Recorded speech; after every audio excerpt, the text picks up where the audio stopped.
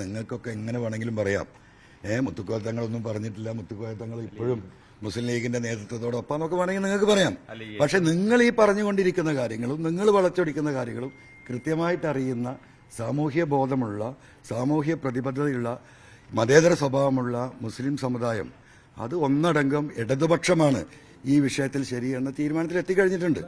സമസ്ത ഔദ്യോഗികമായിട്ടൊരു പത്രക്കുറിപ്പ് ഇറക്കിയിരുന്നു. ജിഫ്രി തങ്ങളും ആൽക്കുട്ടി മുസ്ലിയാരും കോഴിയോട് ഉമർ മുസ്ലിയാരും അടക്കമുള്ളവർ. ആ കുറിപ്പിൽ പറയുന്നത് മുസ്ലിം ലീഗുമായി സമസ്തയ്ക്ക് ഒരു പ്രത്യേക ബന്ധമുണ്ട്, അതിന് തകരാറുണ്ടാക്കുന്ന പ്രചരണങ്ങൾ ആരുടെ ഭാഗത്തുനിന്നും ഉണ്ടാക്കരുത് എന്നുള്ളതാണ്.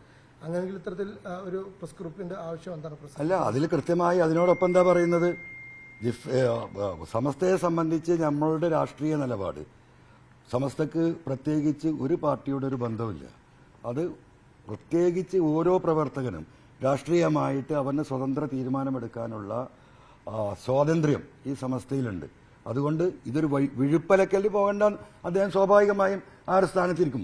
പക്ഷേ ഈ ഇരിക്കുന്ന നിങ്ങൾക്കും എന്നെ കേൾക്കുന്ന ജനങ്ങൾക്കും ഈ പറയുന്ന മനുഷ്യർക്കും ഒക്കെ അറിയാം ജിഫ്രി മുത്തുക്കോയ തങ്ങളുടെ മനസ്സെവിടെയാണ്, സമസ്തയുടെ മനസ്സെവിടെയാണ്, എന്താണ് ഈ കേരളത്തിൽ ഇന്ന് ജീവിക്കുന്നത് പോലെ ജീവിക്കണമെങ്കിൽ അതിന് ഇടതുപക്ഷത്തിനെ സാധിക്കൂ ഇവരെ നേരിടാൻ, ഫാസിസ്റ്റുകളെ എന്ന ചിത്രം വളരെ ക്ലിയർ ആണല്ലോ.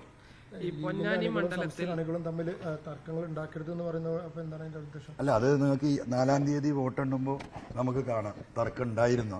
മുത്തുക്കോയ തങ്ങളുടെ മനസ്സെവിടെയായിരുന്നു, APA അബൂബക്കർ മുസ്ലിയാരുടെ മനസ്സെവിടെയായിരുന്നു, മുസ്ലിം സമുദായത്തിന്റെ മനസ്സെവിടെയായിരുന്നു, ക്രൈസ്തവ സമുദായത്തിന്റെ മനസ്സെവിടെയായിരുന്നു എന്നും ഈ നാട്ടിലെ മതേതര വിശ്വാസം അവരോടൊപ്പം എന്ന് അവർ കരുതുന്ന വലിയൊരു വിഭാഗം, കോൺഗ്രസ് ആയാലും ശരി മറ്റുള്ള രാഷ്ട്രീയ പാർട്ടികളായാലും ശരി, കേരളത്തിൽ ഇന്നുള്ള ഈ സമാധാന അന്തരീക്ഷം, ഒരു മണിപ്പൂര് കേരളത്തിലേക്ക് കടന്നു വരരുത് എന്ന് ആഗ്രഹിക്കുന്ന കേരളത്തിലെ മുഴുവൻ ആളുകളും ശക്തമായ നിലപാടുള്ള ഇടതുപക്ഷത്തിന് ഈ തെരഞ്ഞെടുപ്പിൽ വോട്ട് ചെയ്യും എന്ന് തന്നെയാണ് ഈ ഭൂമിയിലൂടെ നടക്കുന്ന ഞങ്ങൾക്കൊക്കെ മനസ്സിലാവുന്നത്.